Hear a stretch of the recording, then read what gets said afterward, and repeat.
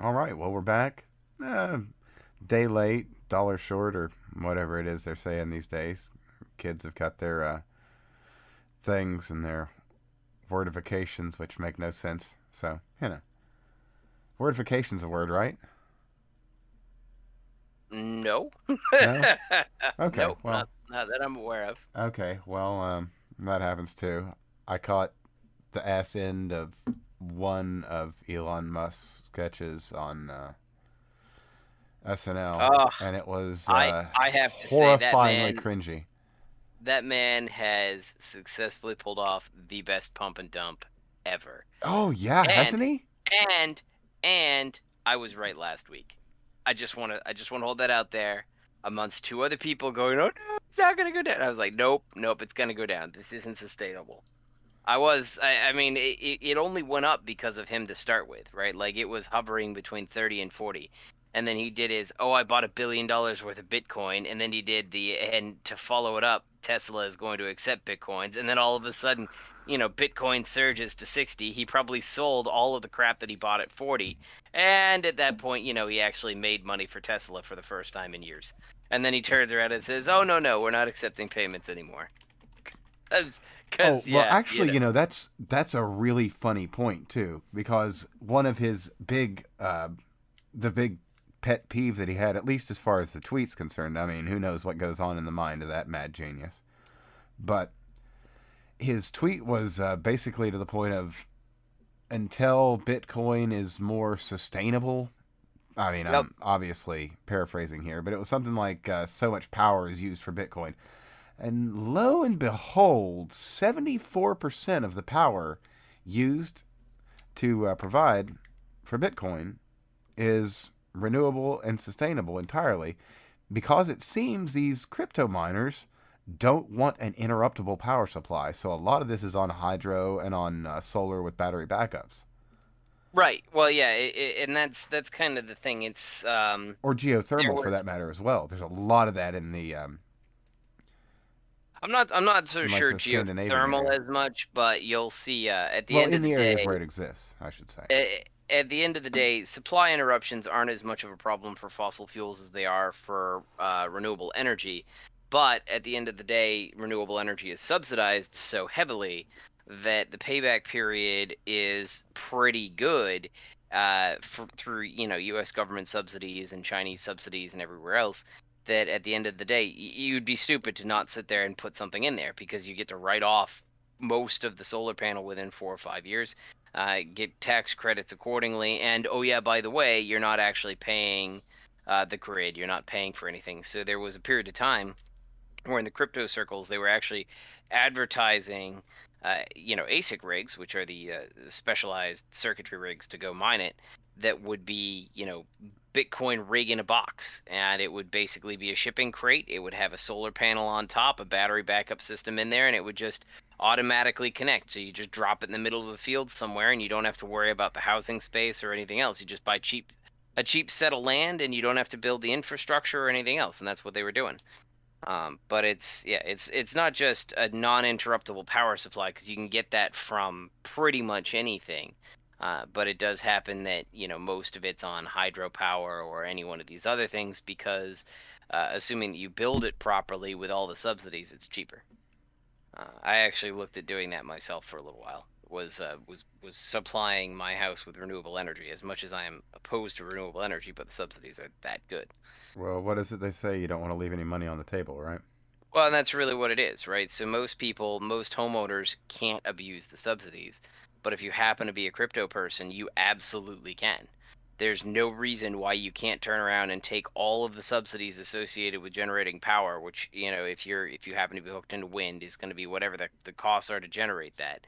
Tie your system in however you have to tie your system in, take all the credits and all of the tax rebates from that power, and then just turn that power directly into Bitcoins, which is already profitable, at cost from the system. But when it's all subsidized power, it's a hell of a lot cheaper. Yeah, So why not that's have them that's pay you to mine the coins, right?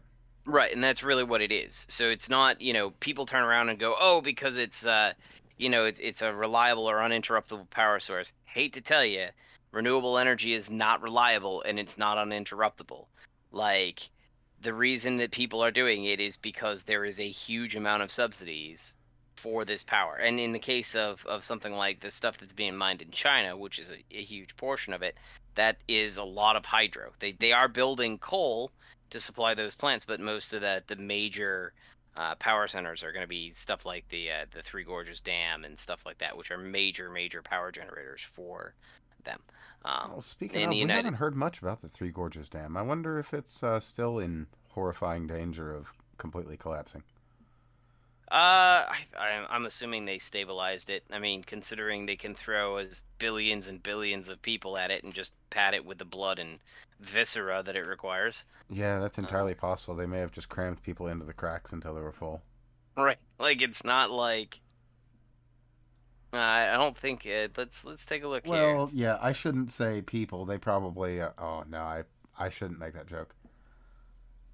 No. Well, let's just say that the CCP probably doesn't view Uyghurs as people. I think it's Yeah. safe to make the joke in that format. Yeah. No, it just looks like they were. No. It's all beginning or middle of the year there, and just shows some stuff saying, hey, what happens if it would occur, and I'm not seeing anything that suggests it actually did. Now, of So it's course, we would never probably gotten know. buried then. We'd never know one way or the other, but Right. I mean, that's the um, CCP, so yeah, uh, we'd not hear much of it to be sure. we wouldn't. But yeah, that's in the U.S. It tends to be solar powered, and they're as somebody who is vehemently opposed to solar power. When I was when I was looking into crypto mining, I was very tempted to go with that because I'd be able to consume all the power that I produced, tie into the grid only during the nighttime when the solar isn't generating, and it would basically have been the government paying me to generate or paying me to make bitcoins, and that's pretty great. That's a pretty great setup right there. Well, yeah, as I was saying, and as everyone has heard, it's just you're leaving money on the table if you're not taking advantage of it. And I mean that when we start talking about the subsidies, that's why everybody and their brother, runs a solar company, right? You get like 7 or 8 of them operating in the area, and that's because, well, you get 60 within 5 years. 65% of the solar panels. Actually, I think that you get to deduct the same year right now with the executive order. I'm assuming that's still going on from Trump. But if you're able to deduct it in the same year, now it's 130% of the value of the solar panel gets to be deducted in 1 year. But previously, you actually used to be able to take off, basically 65. You could deduct so when you deduct it, it comes out to be like a 30% tax credit you back, but you get to deduct 130% in 1 year now. It used to be in 5 years, and if you were to consider most other plants, the best you're going to get is close to 100% at the end of 20 years. So, and that's depreciation in all of those other cycles. But yeah, solar is very deeply subsidized. Wind is paid to generate, which is one of the reasons why those markets tend to be unstable and why power Speaking of costs are going up. unstable wind power, that's what happened in Texas just a few months ago. Don't Well, forget, that's everybody. that's one of them, but I mean Well, the amongst other issues, but I mean that was kind of the linchpin, as it were. stuff like or generators like solar and wind, because they get preferential treatment and they get paid regardless of whether they generate or not, and they don't have to tie into the system. They actually spike it on both ends. Not only do you have to pay a premium when they go down, because instead of having just a small amount of base load, you get that huge base load spike that you have to compensate for, that we just got rid of. And then on the other side of things, when they're actually generating, they spike the power grid so much that the power can actually go negative. So we end up having to pay people to take the power. And those are the kinds of things that Bitcoin miners can take advantage of, because that's all they're doing. They'll take the subsidies, they'll take the money, and they'll buy it at whenever they buy it, and just basically stick something out in the field and have the government pay them to print virtual money. It's a pretty good racket. Yeah, it is. But it's not a reliability thing. If it was a reliability thing, we wouldn't have the problems that we do in Texas or with thing. Fair. Yeah, Yeah, we learned about that in Texas just a short time ago, Yep. and Like that's a lesson a lot of people are going to remember for the rest of their lives, as well they as should. a as a point of reference, you can actually go and take a look and find out the payback period per state for something like solar panels, and it wouldn't be a payback period per state if it wasn't for the fact that the state subsidies make a difference. And so you go to a place like Massachusetts, which is not, what we would consider the solar holy grail of the nation. No, And at least a few years ago, the payback period was the shortest in the nation. It was somewhere between 3 to 5 years, you don't say. depending on In which panel. sunny Massachusetts, In sunny Massachusetts, yes. So that's how insane the the wide subsidies are. open, sunny plains and fields of Massachusetts, Yep. as they're No. well known. Oddly enough, it was for all of the things that come from New York. We do not have as good of a subsidy program as Massachusetts. In fact, there's many other states that subsidize it more heavily than New York, which was one of the reasons why I didn't buy it. Well, it's kind of hard to put on the side of a building, and since New York City is all that actually exists in New York State, it's not Oh, really boo. something you would want to, put much consideration into. Well, Yeah. there's two reasons why I didn't. One is I have a slate roof, and because I have a slate roof, trying to install a solar system on my 120-year-old roof is not necessarily the wisest choice. And slate roofs tend to last a hell of a longer than solar panels do. So, why would I damage my roof for a moderate gain in power? And number two, if I came through all of the complicated nature of that stuff, then I'm still going to be dealing with it in 20 years as e-waste when I have to get rid of it. So between that and the damage that it would do to the roof and the fact that it wasn't as heavily subsidized as I wanted in New York, it wasn't really worth doing. It was close though. It was really, really close. Like really, really, really close. If I was mining Bitcoin, I sure as hell would have. All right. Because I can buy unlimited solar panels and take the same credit on each one. There is no scaling factor. Really? Yep. Well, yeah. I guess if you've got the capital, it's just one of those go ahead and get in and do it kind of things if you can. Well, and that's again, And we that's can that's rest why assured that everybody those and their are brother does. not going away for a minimum of 2 years, a realistic minimum of 4 years, and a reasonable minimum of about five, no matter what happens. So, might as well take advantage, right? That's exactly right. Like, best case scenario, those are gone in 4 years and a few months. Best case scenario. And I'm not necessarily looking forward to a best case scenario. We've seen what kind of, we've seen what hoping gets you, It's, The bottom line is, and so I remember this. So for our younger viewers, right? I'm 36 years old. So, been around the block a little while, but the problem that you have is that the renewable energy folks are selling a perpetual dream, right?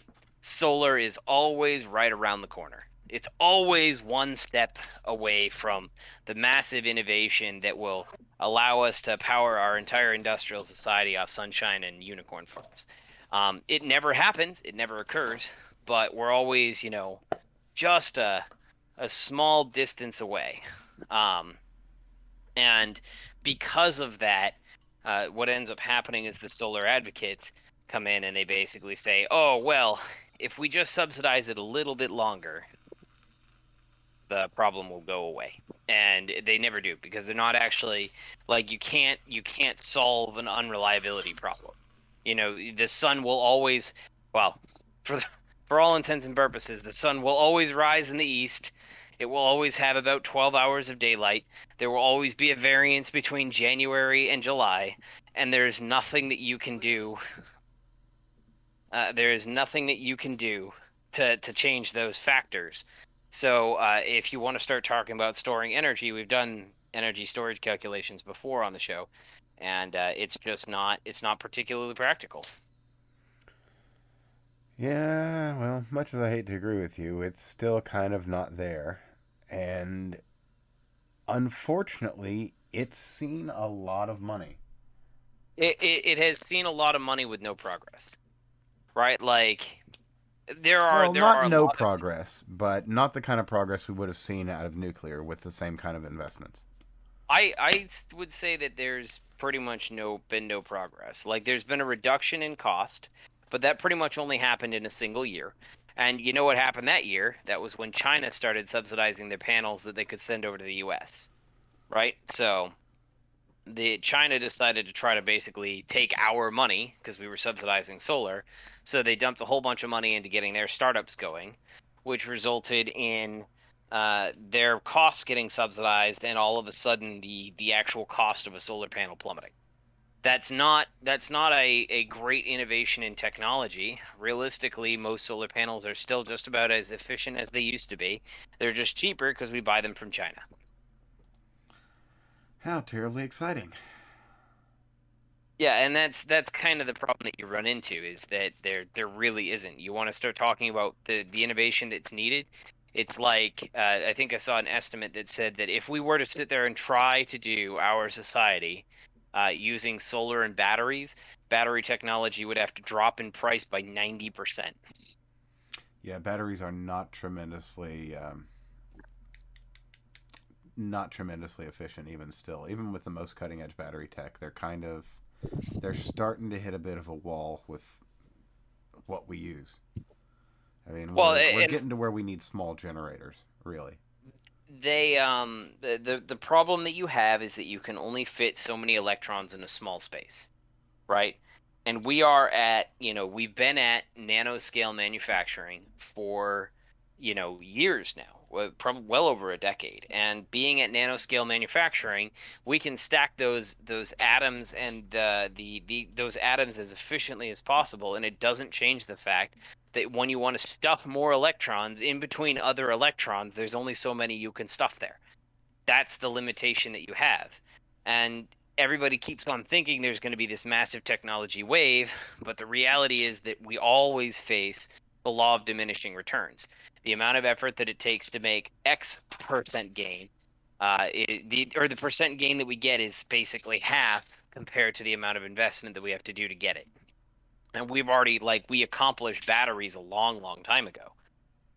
Like we solved a lot of those problems, but we're not going to be able to get it much better than a lithium battery, and that's ridiculously expensive. So now you run into scarcity problems and a whole bunch of other stuff. But in any case, going back to Bitcoin. Yeah, we did get a little bit off the ranch on that one, I guess. Yep. Yeah, but that's fine. Batteries and battery tech, though, that is actually a really interesting topic. But we. I mean, if we're to believe our eyes, battery tech has existed since late Egypt. So It's certainly plausible. I mean, plastics also could have existed as early as late Egypt. Um, so that's not really a surprise. It wouldn't have been particularly strong. Of course, well, I battery mean, tech. If you believe ancient aliens, battery technology's been around a hell of a lot longer than that. we've got the recent disclosures from everywhere that are basically saying that UFOs are absolutely a thing, and we're expecting some sort of really big disclosure very soon. Out of, I'm True. gonna say, the Navy. So if you look at that and the technology, the progression there, I mean, it's going to have existed in some form for some amount of time longer than we've been able to appreciate it for what it is. So I who mean, knows? I will say. So what is it? UAPs now. The bottom line is drone tech has gotten a lot better, and hey, come on, pup, you can't just go steal that steak is rotten. Go away. Just trying to steal stuff out of the trash, No rotten steak as for you, as Pupper. as a dog is wont to do. Um, but one of the problems that you have when you start talking about these UAPs is drone technology has gotten really good.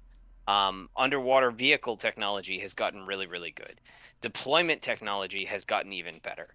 So by the time you add it all up, to turn around and go, oh my God, it's clearly got to be a UFO, or a flying saucer from outer space. I suspect, based on my understanding of the world, that it is far more likely that it's a drone technology from an adversary that we don't know or don't understand. They've had better job keeping under wraps, or alternatively, one of our own that we've done a really good job keeping under wraps. That is Because possible. But, I what's mean, the the implications on some of that are pretty, well, I guess no more troublesome than anything else we've seen over the past year, right? I mean, we've seen that the not people really. that try and lord over us are really quite capable of anything, as depraved and vile as you might ever imagine. So, Well, don't think of it as like this is wouldn't if the UAPs were our own technology, that's not depraved in any way, shape, or no, form, no, no. I don't. right? I don't mean that specifically. I just mean that the people that intend to lord over us are quite capable of anything. Oh yeah. Well, I mean, you the United States government doesn't talk about the cool shit that it really does, Yeah, but right? I mean the specific implication I'm getting at here is that there exist vehicles that are no bigger than a, say, bus semi, that are able to produce within their own confines as much power as the earth produces entirely with all of our publicly known power production facilities. And it can do it on a consistent basis, second by second, not, over time. So that means that there are power solutions out there today, right now, that have been said to exist and haven't been explained, unfortunately, that could power the whole world with ease. And we're being denied them. Well, I mean, I don't think that there's any evidence that the entire Earth's power output, which is Well, to get quite a something to bit. go at a particular at these speeds and make these turns and changes, it's going to require energy. And to Yeah, but it's not as much as you might think, right? You have if you do an ultralight shell, right, which is anything that's going to be aerial is automatically going to be built with probably carbon fiber and various other things.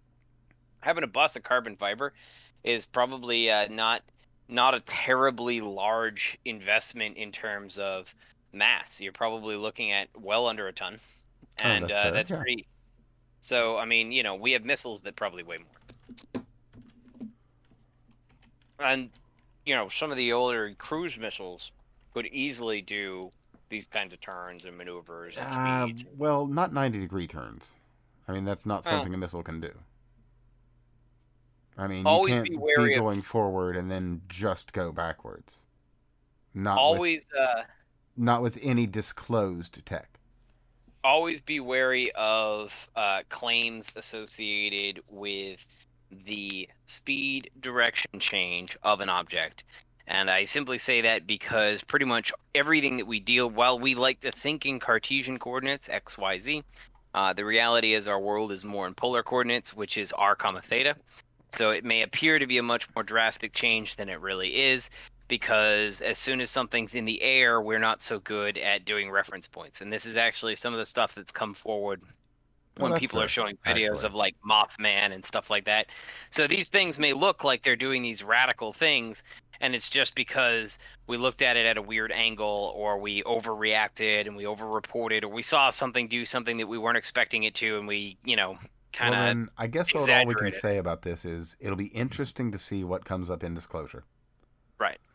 Because based on what they say there, then this would lean more towards, my point of view that someone, be it us, be it an enemy power, be it an extra dimensional tentacled beast, or, somebody from another world, what have you, has this tech and it's here. So Yep. I guess we're I guess we're gonna see. It all depends on the disclosure that's gonna be coming from that. Which And most I wouldn't likely be is going to surprised be if they're just gonna, as boring as all of the other disclosures they've ever done. well, considering the absolute boring sack of shit empty suit we've got at the head now, then I Yep. would expect they're going to do everything they can to make everything as boring as possible because the world is rather quite exciting at the moment. I Although mean, this last week has been slightly less, insane and exciting. I will offer that I have full faith that if we did in fact have aliens and alien technology that we knew about, that President Trump would have told us. Not because of the goodness of his heart, but because the damn dude couldn't keep his mouth shut. Perhaps not as well though. I mean, there's a lot of military action that got done, and we still don't know about.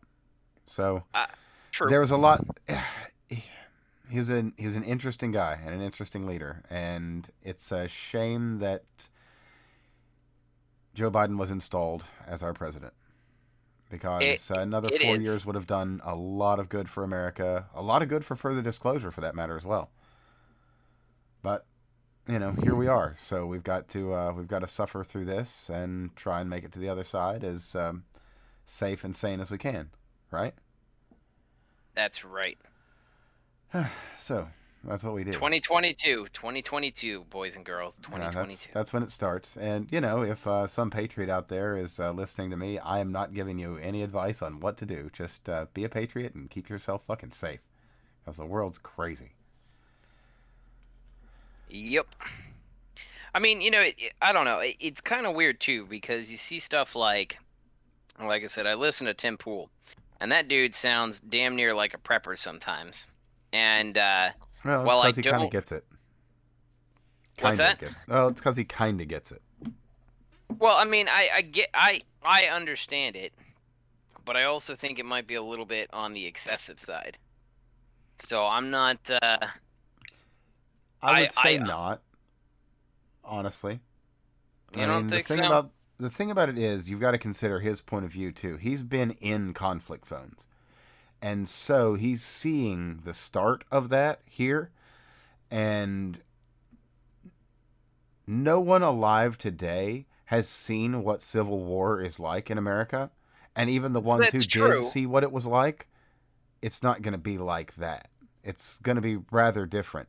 So the prepping that's being done now is, I mean, really all just kind of an exercise in conjecture, really, because there's Well, going to and be infrastructure that's left. And infrastructure is not going to be so much of a target for the people that are fighting each other. Third parties, that's another matter. You take the Colonial pipeline hack, as a matter of fact, as a God, that's a perfect segue, isn't it? yep. So yeah, you take the Colonial pipeline, which now the Biden White House is telling us was not actually by Russia, just happens to be a hacking group that headquarters themselves there. Which, I mean, why wouldn't you? They don't Well, really care about IP law. They don't really care about other countries. I mean, it's a pretty choice place to be if you're not I mean, Chinese. at the end of the day, right? This was the same exact state when it came down to the stuff that we were talking about and dealing with the whole 2016 Russia hacked Hillary Clinton. That was literally the extent of the evidence associated with those claims. Was quite literally that the hackers originated in Russia, and the Democrats' argument was that anybody who hacks in Russia hacks at Putin's behest, and that's just bullshit. Which basically means that all bronies today, all bronies and furries that are on the internet shitposting, are doing so under Joe Biden's auspices. So thank you, Joe Biden, for the bronies Oh, and the furries. thank God. That's terrible. I know, right? Help us out, world. I know there are listeners in other countries, maybe even Kanukistan. Ask your water puddle, your water puddle man, the Justin Trudeau. Maybe he'll come and save us with some Mounties or something. Mm. But yeah, as far as the segue, the Colonial Pipeline, it's coming back online, and it's taking its sweet time. Even though they went ahead and paid allegedly $5 million in what ransom money to the actors, and I believe Bitcoin and other hard to trace items. And despite that, even having done so, they still had to rely on their own backups, and they're still getting back up on that. Oh, I mean, even today. That's kind of the difficult part when we start talking about a lot of these industrial pipelines, is they tend to be written on really, really old code and really, really old infrastructure. And as much as one of the things that always irked me with cars is you'd get these car manufacturers who would charge you $3,000 for a computer in your vehicle, and you could build something that was 10 times as powerful for a fraction of the price. But when we start talking about a lot of these old machine codes that are running things like pipelines, and most of our infrastructure tends to be on COBOL or Pascal or one of these other really ancient languages that almost nobody knows how to code in anymore. And it's all based on a handful of processes which were built in over time, and they just kind of clone them and repeat the chipset and copy the code back and forth between these machines. And so you have very simple gate checks and gate systems, and it just kind of sits there. So the upside to these systems are banking is run on it and some others. The upside to these systems is that they're obscure. So typically it's difficult to hack because nobody knows how to do it.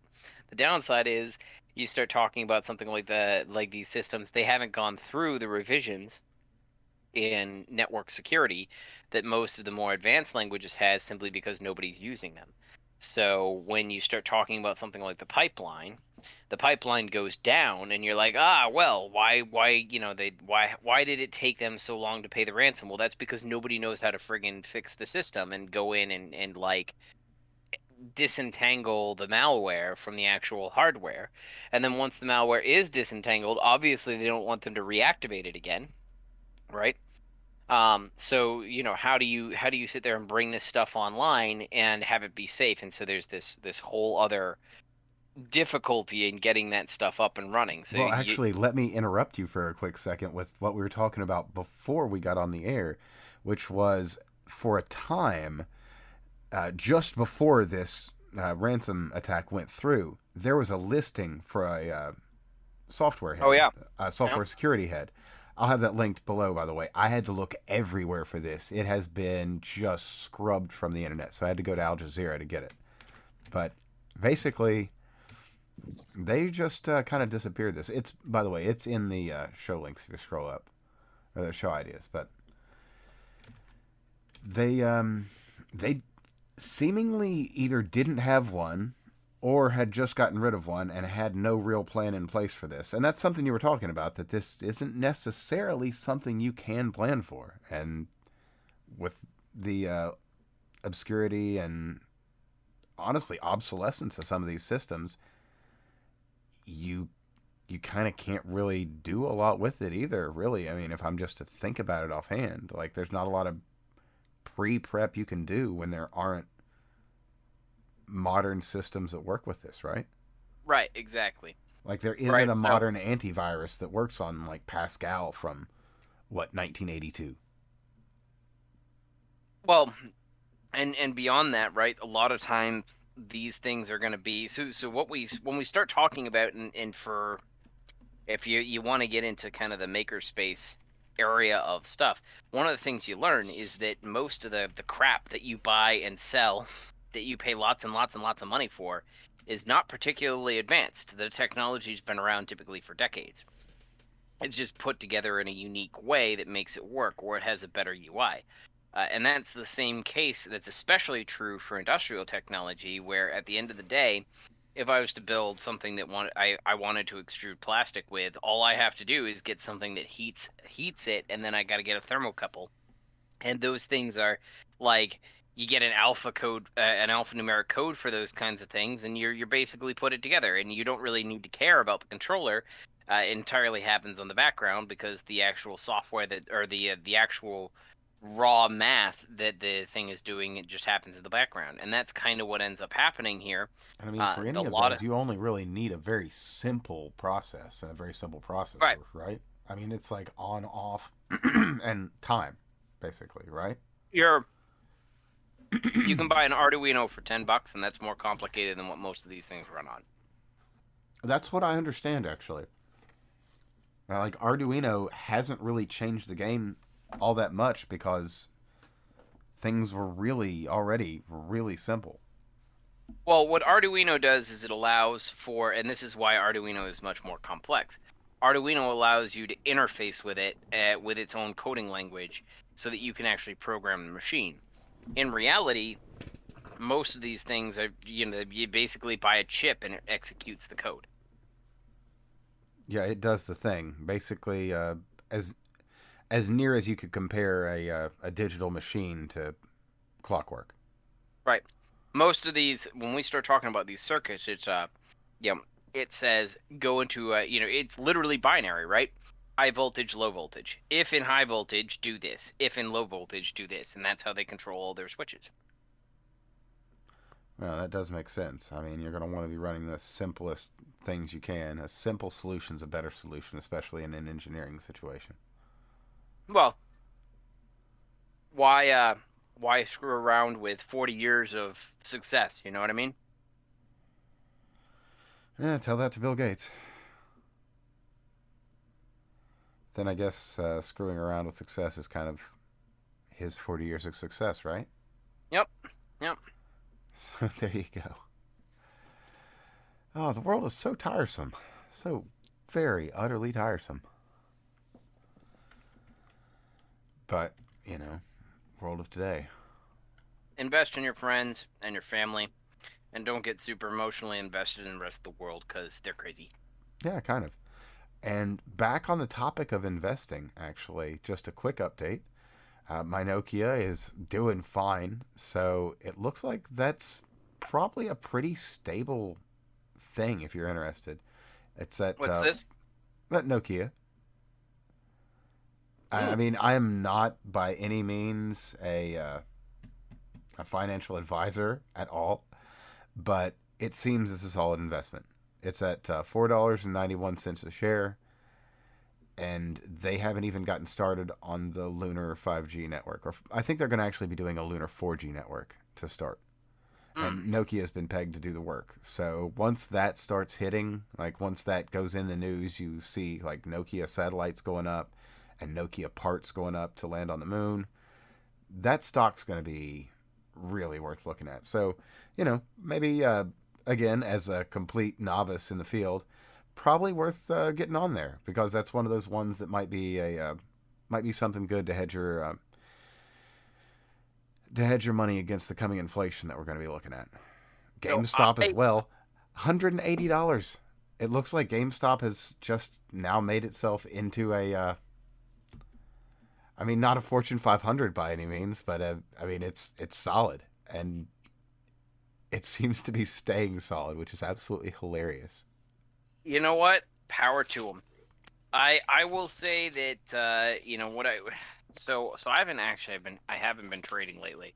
After the market tanked, I figured I'd step away instead of make any emotional decisions. Um, so You didn't I'm buy the still dip? no, no.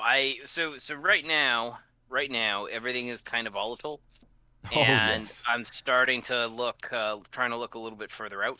So everything, I still have my one stock that was a giant mistake, and it's ever the teacher of why you shouldn't impulse buy.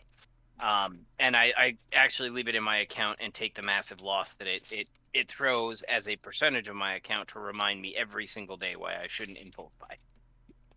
Um, Sometimes pain is the best teacher, but Oh sure, yeah. one of the things that I have kind of sat there and started to gear up towards is I suspect with coming inflation and with the advent of technology. So this the previous thing that I should have invested in that I thought about investing in 3 4 years ago was essentially telework, right? Mm. The ability to carry that stuff out because that's where I thought the future was going to be. Right now, and again, I'm not a financial advisor. I don't even know what stocks would be doing this. I actually support home manufacturing.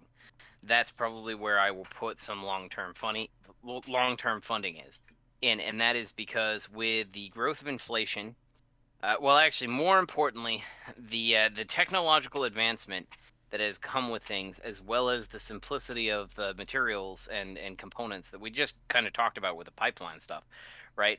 It is getting easier and easier to build machines that automatically build other things that we want and or need. right? 3D printers is one aspect of this, but there's a whole bunch of other stuff. In addition, materials like wood and those kinds of things are also getting much more expensive. And because of the cost difference, it will eventually be more cost effective, especially if prices keep going, and not by much more either. It will eventually become more cost effective for people to make their own stuff at home than for them to just go out to the store and buy it. And if that is the case, Well, then especially with your home simple goods too. right.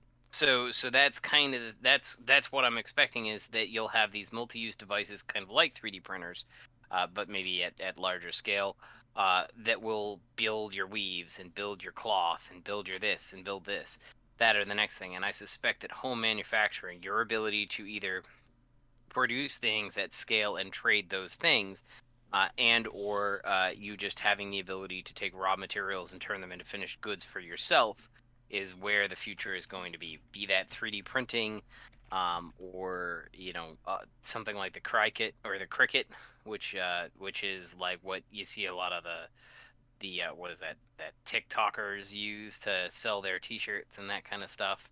Can't say I'm at all familiar with this. What is it? Some sort It's of printer? it's kind of like a laser etcher. Oh, okay. So you can basically use it to cut materials, really thin materials, and it'll automatically, like, it's just like a 3D printer. You get your slicer and it goes out and just does a 3D cutout of whatever you need. Um, Granted, right now it's a very, very small, thin, like fabrics, the special materials, stuff like that, but the design is very simple, and doing cutouts like that is exactly the kind of thing that you would need to do. And I could see that getting scaled up. We As soon as we figure out how to handle metal and get metal to form shapes that we need, we're going to be right where we need to be. We get metal 3D printers, and 3D printers, by the way, can be scaled pretty easily, and you're done. I mean, we're honestly really close right now. One of Right. the parts that I backed that I'll be receiving fairly soon, as a matter of fact, is an all new hot end that, I mean, if they could get it up a few more degrees, not even a lot, they could start feeding aluminum wire. And that's a whole nother issue. I mean, it's a whole nother can of worms in addition. Actually feeding aluminum wire as opposed to some sort of, you know, uh, polymer. So Right. it'd be a whole nother thing to tackle. But I mean, they're I think they're within 50 to 90 degrees Celsius with their most current iteration. So that's really close. Well, I mean, and I could easily see somebody coming up with something that was equivalent to a circuit fab machine, where you take raw silicon wafers and you basically put some photoresist on it and it images a circuit. Actually, Maybe that you're is a thing now. is it? Yeah. I'll find a link for that. It went up on, I think it started on Kickstarter. Yeah. A Glow Forge. Hmm. But that's where I suspect the future is going to be. You got a laser printer? Oh, that's pretty slick. But yeah, it looks like there's a dedicated machine for it now. What is this? That's pretty darn slick. Oh yeah, yeah, that's the same thing as the cricket or the cricket.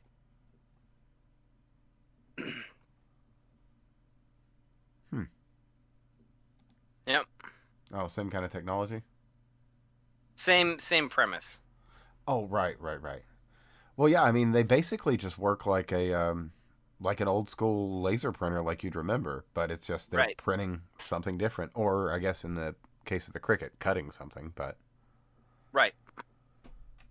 And that's the at the end of the day, sitting there and having something that can make these materials for you is going to be key. And I could easily see, is as things go on, it may get cheaper to make your own wood. So right now a lot of wood tools and stuff like Well, an that, you have interesting to have part a full about shop. the prices with wood right now is not so much that the wood itself has gone up in price. It's that you've got the problem with the processing and the transport because there's only so many trucks on the road right now, and then with the gas issue that just happened, that drove that back up again. So we're Mm. in kind of this well, this inflating bubble, if you will. Well, and that's a separate issue. But no, that's where I will be probably at some point now that taxes are done, which was so amazing. I love running a business at a loss. Um, Oh, that's at good least times. it is. You get a business and you start going through all of the things that you can deduct on your taxes, and it looks like you lost a lot of money. Because it's amazing. The tax system is clearly designed to help businesses and not like your average everyday person. And you don't realize how much you can deduct until you actually start running a small business. I highly encourage everybody to just start selling stuff and then start sitting down and deducting stuff on their business.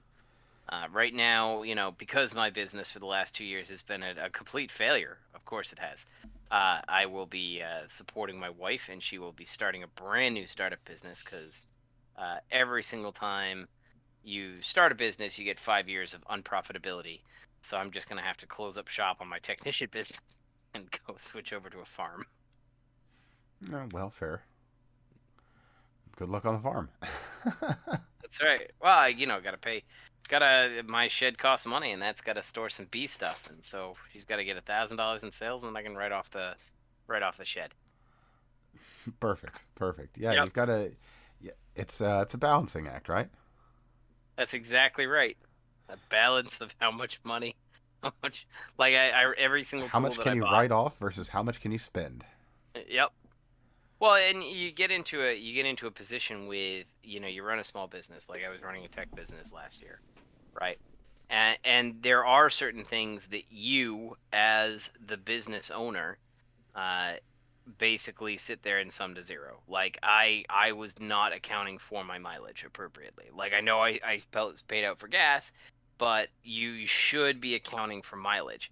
But the hit that the mileage balances out younger vehicles with older vehicles.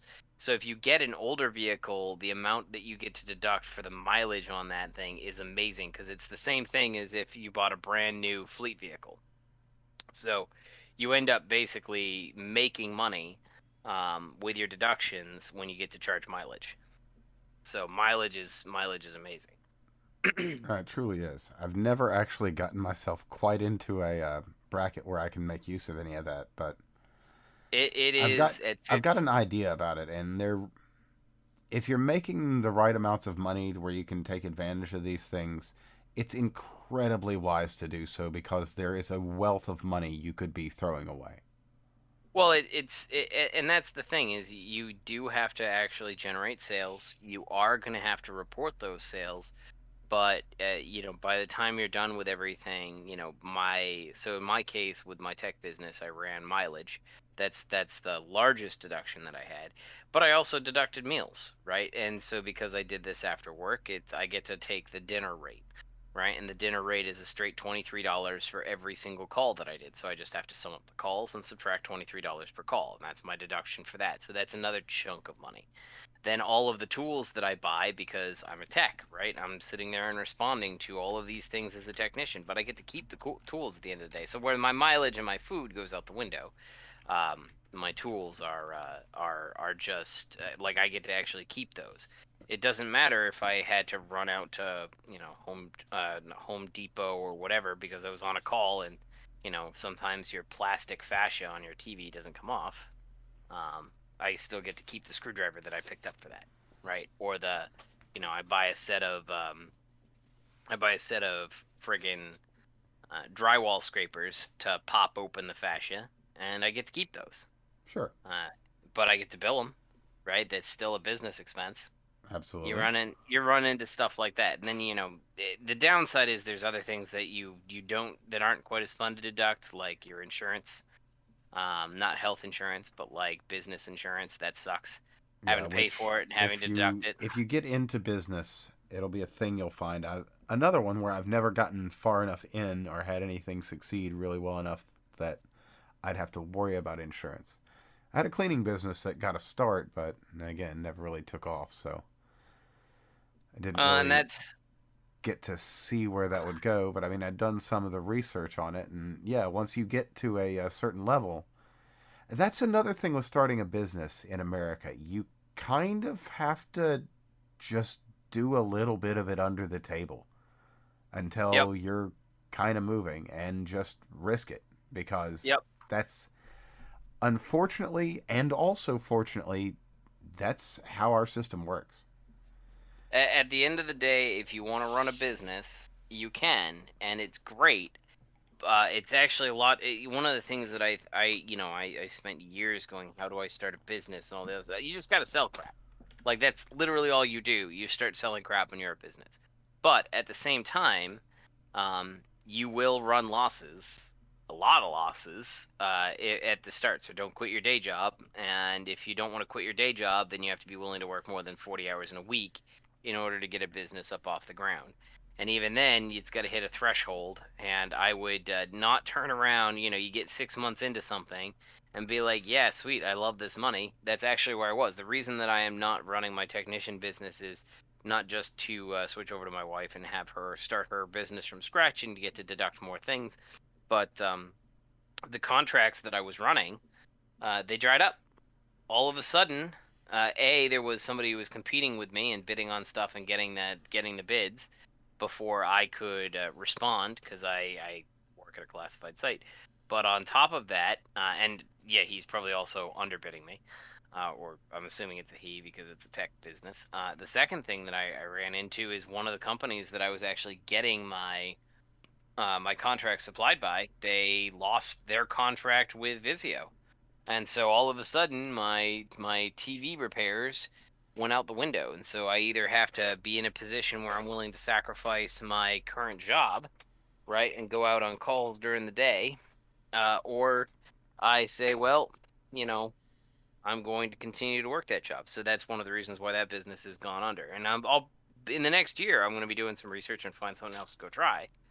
But it is hard to get started, and you do have to be willing to work, easily 20 to 30 hours in this thing that will pay a lot less.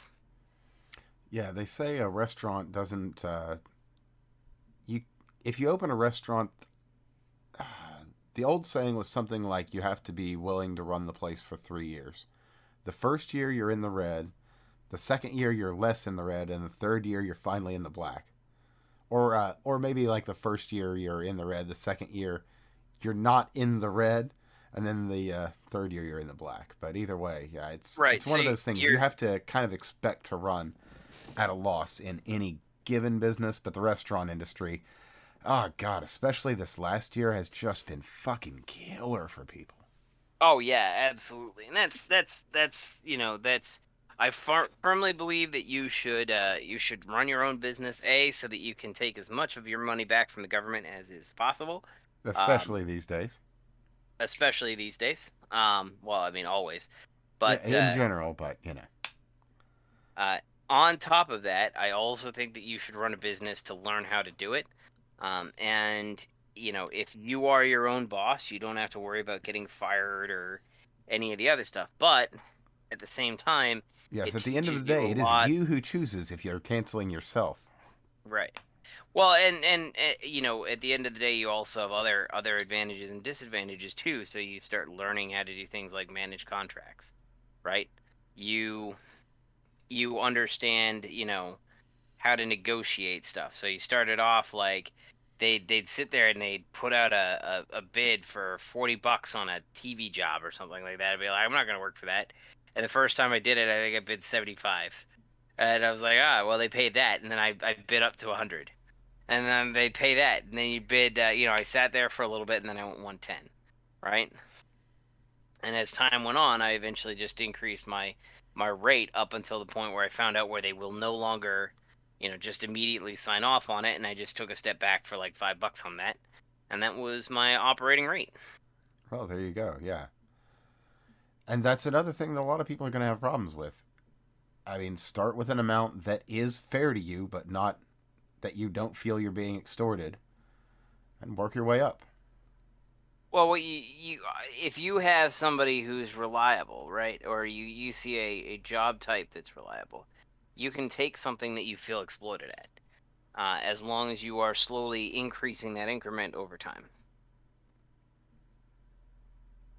I suppose that makes sense. I mean, at the end of the day, you don't want to be doing the work for free. Right, you don't want to be doing the work for free, but at the same time, you want to make sure that you enjoy what you're doing, you can manage it, and do it well, and do it quickly. One of the things that was nice about the tech stuff was it was piecemeal work, and piecemeal work is always great because the faster you work, the more money you make. Oh yeah. No, Or even if you're not making more money, you are spending less of your time on the amount you're going to get at the end. right, exactly. Well, so And that time your is unit, money, so you know. that's exactly right. I always look at everything that I do, whether it's hobbies, or whatever, as time per unit value of money. And when you actually go through this, this is like the first key step to running a business. As soon as you value your time properly value your time, you can actually sit there and start working on accumulating wealth and moving up the rungs of society, because now you're sitting there and saying, okay, I'm going to trade at this value for my time, and then I'm going to trade at this value for my time, and I'm going to trade at that value for my time. And you can start looking at new things to try, and those things will move you up or down, instead of the kind of semi-chaotic process that we have, wherein you guess as to whether or not you're going to be good at something.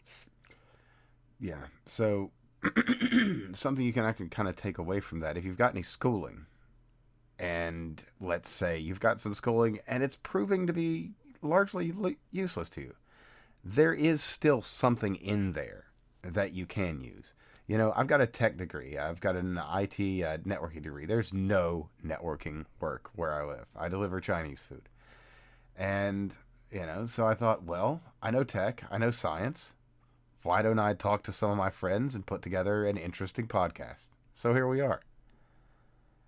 Just play to whatever strengths you might happen to have. You might surprise yourself. While I don't support diversity as a strength in terms of how the left likes to use it, I do support diversity as a strength in terms of knowledge. The greater your flexibility the greater your applicability to a wide variety of positions, the better off you'll do. Oh yeah, absolutely. I mean, you don't necessarily want to be a jack of all trades. I can say that myself, having made it this many years and not being a specialist. I'm just not making the big bucks. But I do. I can offer a take on about anything for whatever that's worth. But above and beyond that, I can handle most of the problems that I encounter in my life, which a number of folks can't. So, you have to take the value where you can see it. And speaking of value and masterful segues, I had a link to this. This actually came out about 2 or 3 days ago from Tech Explore. So Ford is going to be tying in their infotainment systems with billboard systems, so that you're going to be getting all the more data in your vehicles all the time about what you ought to be buying. Which, honestly, it's not necessarily a bad thing, because the billboards are there for a lot of your local businesses. You don't see an Amazon billboard. You see a billboard for whatever, Bob's Law and Steak, or bail bonds and guns, what have you. I suppose, but if they don't have a way to disable it, I'm gonna be I mean, I would never. I don't buy Fords anyways, Yeah, fair. so I'm it's I'm not not really a particularly problem for me. interested either myself. I'm looking at I trying to get something new, and I'm not even paying any attention to Fords. My personal recommendation is the Subaru Outback. It is It's an funny you amazing mentioned that. vehicle. I'm actually looking at getting another Subaru because I want something all-wheel drive, and the best fuel economy in all-wheel drive up until right about 2018-19 is Subaru. And I'm looking for I something from 2014 to 2016 maybe. So, I got a 2010 Outback. It's like all the bells and whistles. I got to get in there and modify my infotainment system because oh it's yeah, you I know know you had talked about that. Did you get the new thing? I mean I got the new thing. I just never got around to actually installing it. I ran into a problem where um it's because I got like all the bells and whistles. It has a Harman Kardon audio system that's already amped somewhere down there.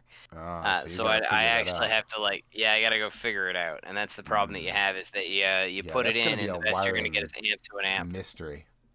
Yeah, and I don't really want to do it. I could probably put it in without a problem into my wife's car because she doesn't have that, and maybe that may be what I do. But I would really like to have, Well, I remember you a showed me decent pictures of the map. thing, and it looks really slick. Like that would It really does. modernize the car.